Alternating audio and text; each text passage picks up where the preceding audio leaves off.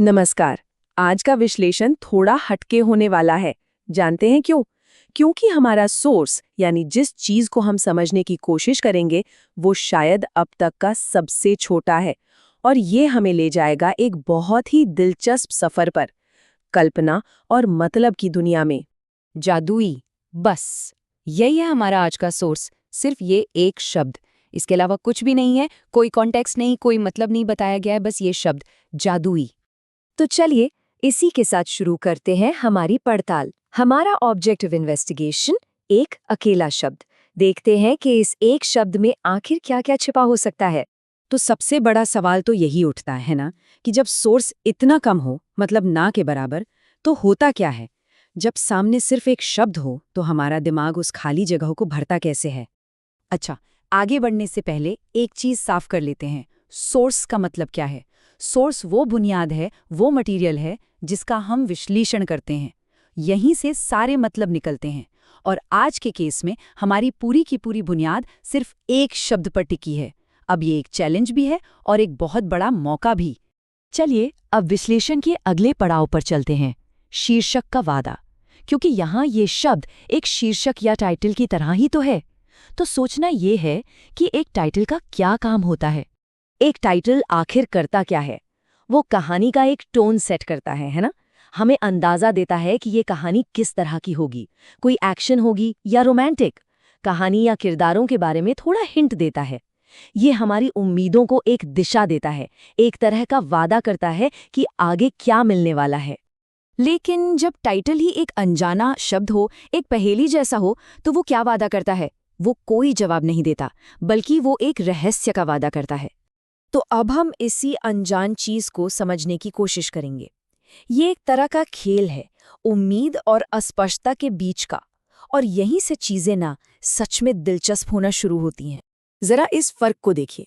एक तरफ है एक टाइटल, जैसे अ टेल ऑफ टू सिटीज। बिल्कुल साफ पता चल जाता है कि भाई दो शहरों की कहानी होगी। यहाँ पर सुनने वाला बस एक पैसिव रिसीवर है, कहानी सुन रहा है। और दूसरी तरफ जादुई। अब ये क्या हो सकता है? ये कोई नाम हो सकता है, कोई जगह, कोई सोच, कुछ भी। और यहीं पर सुनने वाला सिर्फ सुन नहीं रहा, वो तो कहानी बनाने में एक एक्टिव पार्टनर बन जाता है।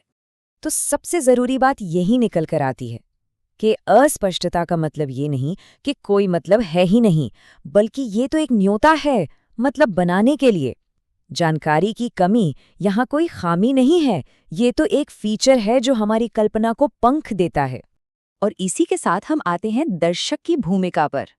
अब वो सिर्फ एक तमाशा देखने वाला नहीं रहा, बल्कि वो एक सह निर्माता, एक को क्रिएटर बन गया है। यहाँ असली कैनवास तो दर्शक का दिमाग है। तो ये सब होता कैसे है? देखिए, सबसे पहले हम जादुई शब्द देखते हैं, फिर दिमाग में सवाल उठता है, अरे इसका मतलब क्या है?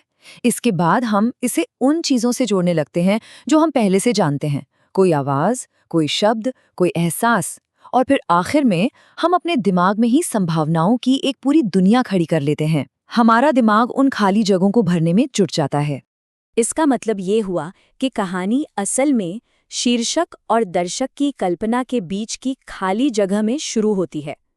जैसे लेखक ने एक बीज बो दिया और दर्शक उसे अपने विचारों के पानी से सींच रहा है।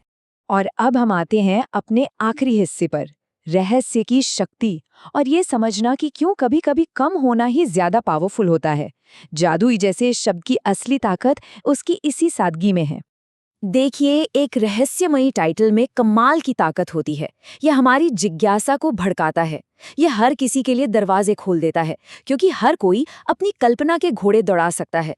इससे पूरा एक्सपीरियंस बहुत ही पर्सनल हो जाता है, क्योंकि हर किसी के जहन में एक बिल्कुल अलग कहानी बन रही होती है। तो कुल मिलाकर जादुई जैसे शब्द की कीमत इस बात में नहीं है कि वो असल में क्या है, उसकी कीमत इस बात में है कि हम उसे अपनी कल्पना में क्या बना देते हैं। इसकी असली पावर इसकी अस्पष्टता ही है, जो हमें अपनी कहानी बनाने की आज़ादी देती है। तो ये पूरा विश्लेषण हमें एक बहुत बड़े सवाल पर लाकर छोड़ देता है कि जब कोई कहानी हमें कुछ भी नहीं देती, तो क्या वो असल में हमें सब कुछ बनाने का न्योता दे रही है? शायद सबसे बेहतरीन कहानियां वो होती ही नहीं जो हमें सुनाई जाती हैं, बल्कि वो होती हैं जिन्हें हम खुद अपने अंदर बुनते हैं।